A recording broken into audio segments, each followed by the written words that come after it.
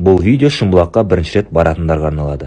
Кеше Шымбұлаққа барғым кеп арендаға сноуборд іздеп отырып, инстада Джон сноуборд деген страницасын көріп қалдым. Отзывтарын қарасам бәрі мақтаған. Бағасын сұрасам қымбат емес. Если что, Каспиретпен бөліп төлесең болады дейді. Көрсетілген адрес бойынша бардық. Сол жердегі жігіттер бойыңа, салмағыңа, фигураңа қарай шлем, очки, сноуборд, короче, полный экипировканы и плюс скайпас карточкасын береді екен. Ал ол карточка кассада 2000 теңге тұрады. Шымбұлаққа баратын болсаңдар, билетті кассадан емес, Шымбұлақтың приложениесінен онлайн алыңдар. Сонда әр билетке 15% скидка жүреді.